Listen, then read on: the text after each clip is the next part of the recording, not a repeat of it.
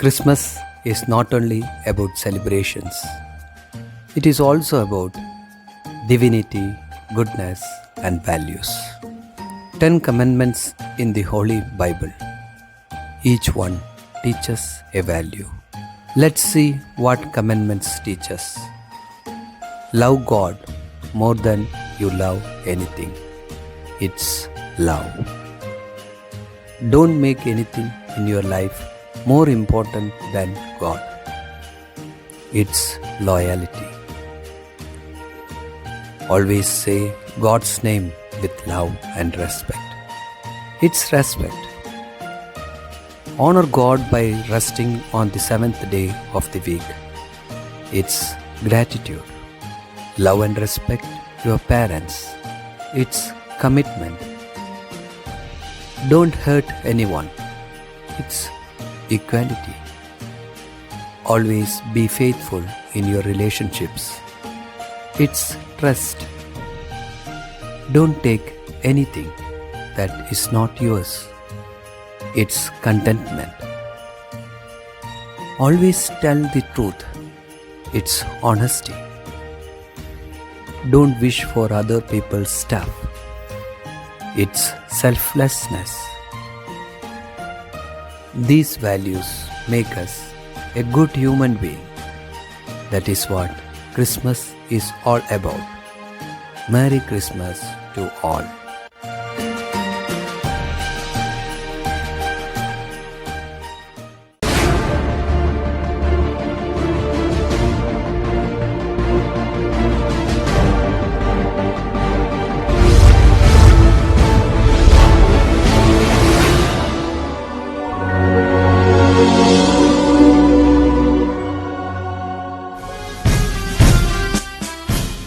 The Constitution of India, Preamble. We, the people of India, having solemnly resolved to constitute India into a sovereign, socialist, secular, democratic republic and to secure to all its citizens justice, social, economic and political, liberty of thought, expression, belief, faith and worship, equality of status and of opportunity, and to promote among them all fraternity, assuring the dignity of the individual and the unity and integrity of the nation. In our Constituent Assembly, this 26th day of November 1949, do hereby adopt, enact and give to ourselves this Constitution.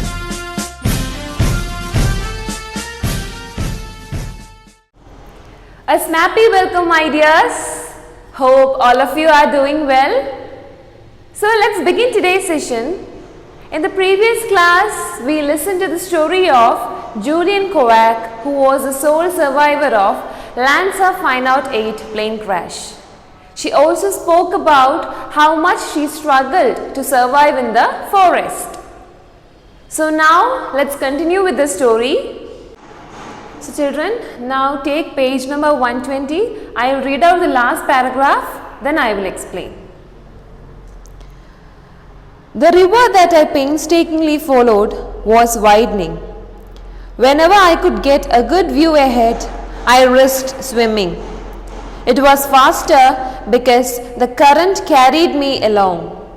On land, I picked my way, careful to watch where I put my feet because the rotting foliage could conceal a snake or a poisonous thorn.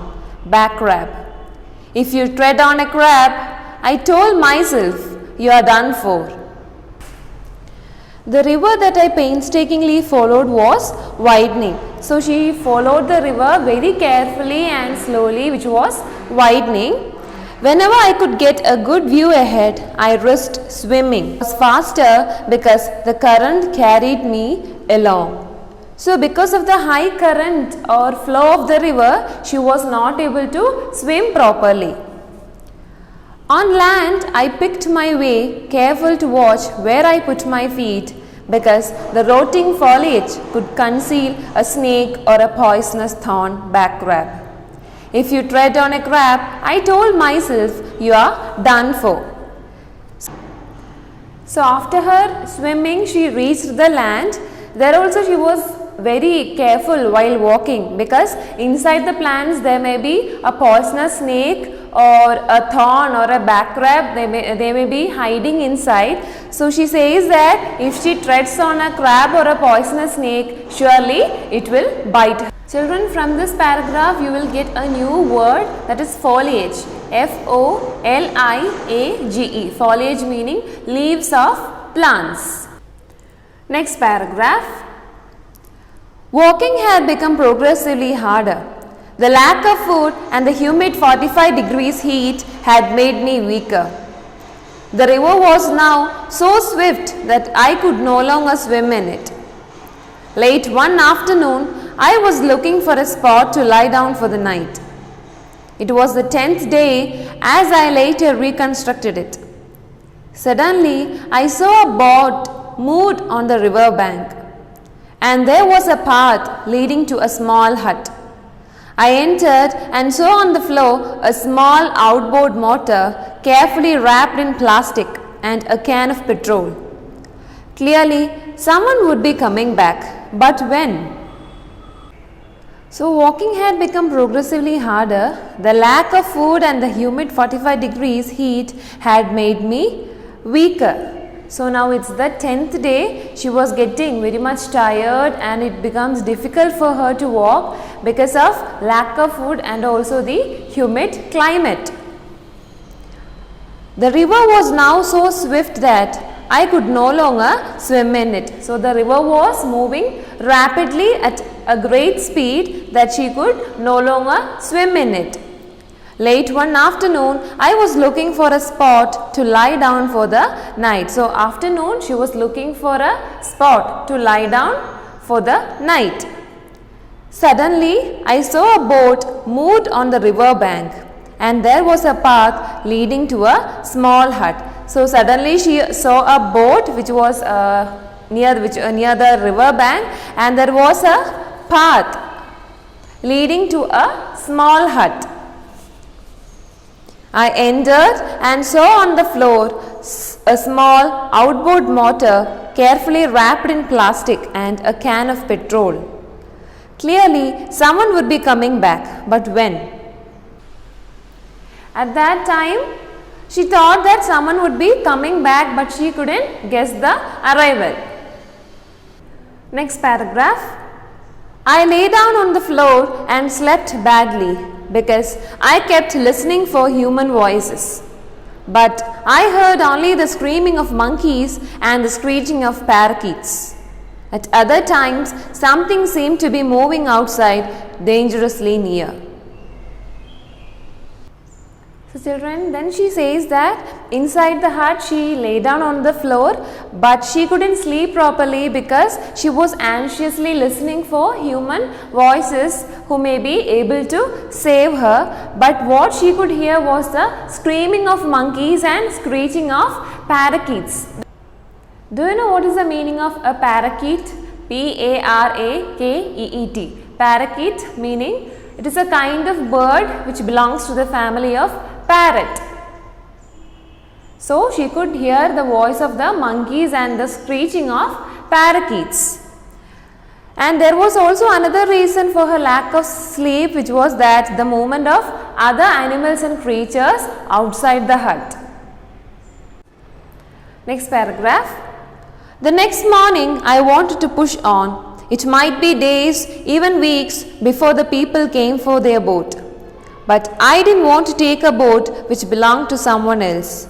However, the rain was pouring down again, so I stayed in the hut. Then I heard voices and 3 men plunged in from the downpour. Well, one of them exclaimed in Spanish, "What have we here?"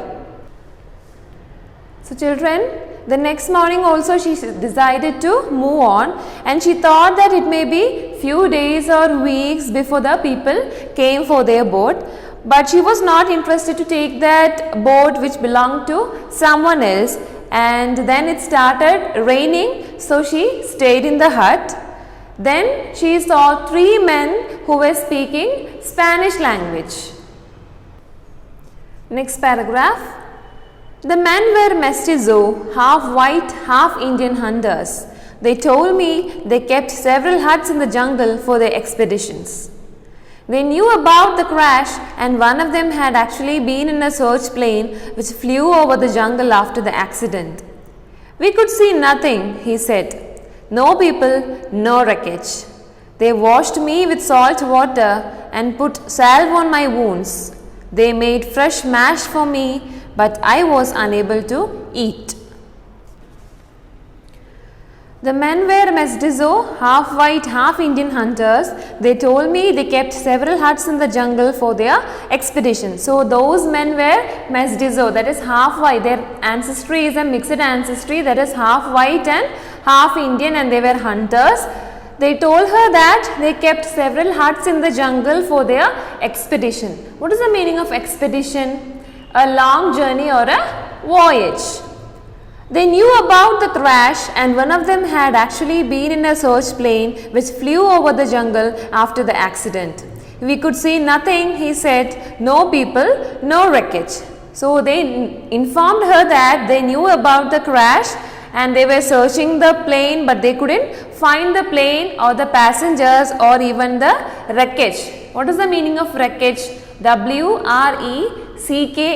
Wreckage meaning that is a remaining part of something which has been severely destroyed. So the three men were not able to find out the plane or the passengers or even the wreckage. They washed me with salt water and put salve on my wounds. They made fruit mash for me, but I was unable to eat. So they washed her with salt water and applied some medicine on her wounds, and they also made fruit mash for her, but she was unable to eat it. Next paragraph. Early next morning, they got their boat ready and took me down river. My river, it was the Sheboyah, became wider, swifter and more dangerous. I looked at the shore where I would have had to walk and saw that it became more and more impassable. It took us hours to get to the jungle settlement of Tonga Vista. People came running and shouting to stare at me. One of my rescuers explained why. My eyes were so bloodshot, they looked entirely red, and my face was disfigured and swollen out of shape from the insect bites. My arms and legs were pocked with worm lesions. I looked like a living nightmare. So children, this paragraph shows us that how much pain she had, how much she suffered and struggled to sustain her life in the jungle, and it also depicts the pathetic condition of Julian. So early next morning, they got their boat ready and took me down river. My river, it was the Sheboyah, became wider, swifter and more dangerous. So the next morning the boat was ready. They took her in the boat down the river, and the river named Sheboyah became more wider, swifter and more dangerous. I looked at the shore where I would have had to walk and saw that it became more and more impassable. What is the meaning of impassable? That is incapable of being crossed or passed. So what she says is that then she looked at the shore where she walked, then she understood that it's now impossible to cross or pass the shore. It took us hours to get to the jungle settlement of Tonga Vista. People came running and shouting to stare at me. So after some hours they reached a settlement somewhat like a colony which was named as Tonga Vista. And some people were living there, and when they saw Julian, they started shouting and stared at her. So when the people saw Julian, they started to shout and they started running, but she couldn't understand why the people were shouting at her. So at that time the rescuer explained why they were shouting. My eyes were so bloodshot, they looked entirely red, and my face was disfigured and swollen out of shape from the insect bites. My arms and legs were pocked with the worm lesions. I looked like a living nightmare. That is, because her eyes were bloodshot, it looked entirely red and her face was disfigured and swollen out of shape from the insect bites, and her arms and legs were full of wounds with worm lesions. So overall it looked like a living nightmare. That is, her physical appearance gave them a fearful sight. Next paragraph. Because Tonga Vista was an agricultural colony, it had a small dispensary where I was washed and my wounds treated. They used a special medicine to clean out all the worms and gave me an injection to counteract inflammation. So children, Tonga Vista was an agricultural colony and it had a small dispensary. So she was taken to the dispensary to clean the wounds, and they used a special medicine to clean out all the worms and gave her an injection to reduce the redness and swelling. Next paragraph. 11.5 days after our crash, I again boarded a plane, a small twin-engine machine that took me to the US Mission base of the Summer Institute of Linguistics near Pucallpa, where an American doctor looked after me. With the help of my directions, search planes found the wreckage. Daddy arrived to stay by my side. He told me what I had suspected. My mother was dead. Then she says that finally she passed 11.5 days after the plane crash, and she again boarded a plane that was a small twin-engine machine that took her to the US Mission base of the Summer Institute of Linguistics near Pucallpa, where she consulted an American doctor. And with the help of her, the search planes found the wreckage of Lanza 508. At last, her daddy arrived and told her that her mother passed away. So children, this is the real life story of Julian Quack, which always reminds us a story of survival. So if you want to know more about the story of survival, you can read the book When I Fell from the Sky, or else you can watch the documentary The Wings of Hope. Okay children, let's wind up today's session. As you all know, to sustain our life, health is an important factor, right? So wake up on time, drink plenty of water, have your food properly, stay safe and be safe. Meet you in the next class. Till then, it's bye from your Aparna teacher.